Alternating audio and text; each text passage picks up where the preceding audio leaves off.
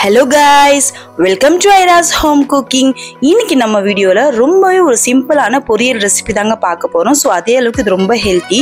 இன்னைக்கு நான் பாத்தீங்கன்னா மணத்தக்காளி கீரை பொரியல் தான் செய்ய போறேங்க. சோ அதுக்கு பாத்தீங்கன்னா ஒரு 1/2 கப் அளவுக்கு தேங்காய் எடுத்துக்கலாம். சோ பத்தையில பாத்தீங்கன்னா 3 பத்தை இருக்கும். சோ அதுக்கு அப்புறம் ஒரு 5 வரமிளகாய், அதோட ஒரு 5ல இருந்து 6 பல் அளவுக்கு பூண்டுங்க. சோ இது மூணுமே பாத்தீங்கன்னா கொரகொரப்பா அரைச்சு எடுத்துக்கலாம் தண்ணி சேர்க்காம. சோ ஒரு பேன்ல ஒரு 4 டேபிள் ஸ்பூன் அளவுக்கு எண்ணெய் சேர்த்துக்கோங்க. ஸோ அதில் பார்த்தீங்கன்னா ஒரு 2 மீடியம் சைஸ் வெங்காயம் கட் பண்ணி இதில் சேர்த்துருக்கேங்க. ஸோ இது நல்லா நம்ம ஃப்ரை பண்ணிக்கலாம். ஜஸ்ட் இது கண்ணாடி பதம் வர வரைக்கும் ஃப்ரை பண்ணால் போதும். ஆனியன் ஃப்ரை ஆனதுமே நம்ம அரைச்சி வச்ச மசாலாவை இதில் சேர்த்துடலாங்க. அவ்வளோதாங்க இதில் மசாலா, வேறு எதுவுமே நம்ம ஆட் பண்ண போகிறதில்ல. இது ரொம்ப டேஸ்டியாக இருக்கும்.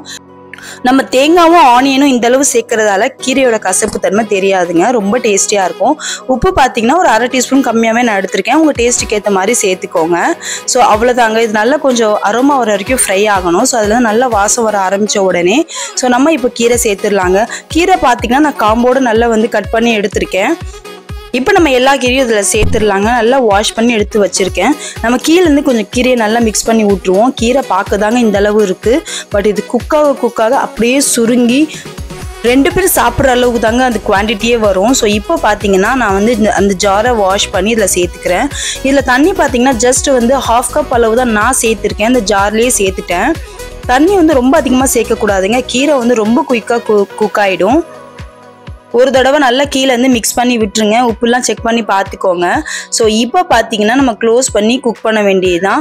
இதில் இருக்க தண்ணி நம்ம சுருங்குற அளவுக்கு குக் பண்ணலாம். நல்லா ஹைலியே வச்சு நான் குக் பண்ணுறேன். நான் பக்கத்துலேயே இருந்தேன், அதனால் ஹையில் வச்சுட்டேங்க. நீங்கள் எங்கேயாச்சும் மூவ் பண்ணி உட்காடுறீங்கன்னா கொஞ்சம் சிம்மில் வச்சுக்கோங்க. ஸோ இப்போ பார்த்தீங்கன்னா தண்ணி ஃபுல்லாக வத்திருச்சு பார்த்தீங்களா. இப்போ இதில் இன்னும் கொஞ்சம் தண்ணி இருக்குங்க. ஸோ அதையும் கம்ப்ளீட்டாக ட்ரை பண்ணிப்போம். ஸோ நான் ஹையில் வச்சு தான் ட்ரை பண்ணிட்டு இருக்கேன். ஸோ மறுபடியும் க்ளோஸ் பண்ணிக்கிறேங்க. கொஞ்சம் கூட தண்ணி இல்லாத மாதிரி நம்ம ட்ரை பண்ணிக்கணும்.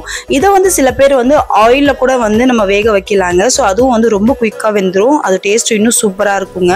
ஸோ நான் இன்னைக்கு தண்ணி தான் யூஸ் பண்ணியிருக்கேன் பாருங்கள். ஸோ கம்ப்ளீட்டாக தண்ணி எல்லாமே ட்ரை ஆகிடுச்சு. கொஞ்சம் கூட தண்ணி இல்லை. ஸோ அவ்வளோதாங்க, நம்மளோட கீரை சூப்பராக குக் ஆகிடுச்சிங்க. இந்த மணத்தக்காளி கீரை பார்த்தீங்கன்னா அவ்வளோ உடம்புக்கு நல்லதுங்க. அவ்வளோ உடம்புக்கு குளிர்ச்சி தரும். வயிற்று வலி, வயிற்று புண்ணு, ஸோ வயிற்று சம்மந்தமான எல்லா பிரச்சனைகளுக்கும் இது சூப்பராக ஒரு மெடிசன் தான் சொல்லணும். ஸோ வயிற்றுல புண்ணு இருக்கு, அல்சர் பிரச்சனை இருக்கிறவங்களாம் இந்த கீரையை எடுத்துக்கிட்டிங்கன்னா உங்களுக்கு ரொம்ப ரிலீஃபாக இருக்குங்க. ஸோ இந்த ரெசிபியை நீங்கள் ட்ரை பண்ணி பார்த்துட்டு எப்படி இருக்குன்றதை எனக்கு மறக்காமல் கமெண்ட் பண்ணுங்கள். இந்த ரெசிபி பிடிச்சிருந்தா லைக் பண்ணுங்கள், ஷேர் பண்ணுங்கள். மறக்காமல் என்னோட சேனல் பற்றின ஃபீட்பேக்கை எனக்கு கமெண்ட் பண்ணுங்கள். இந்த மாதிரி ரெசிபிஸ் என்னோட சேனலில் நிறையவே அப்லோட் பண்ணியிருக்கேங்க. ஸோ மறக்காமல் சப்ஸ்கிரைப் பண்ணிக்கோங்க. இதே மாதிரி ஒரு அருமையான ரெசிபியோட உங்களை நெக்ஸ்ட் வீடியோவில் மீட் பண்ணுறேன். பாய்.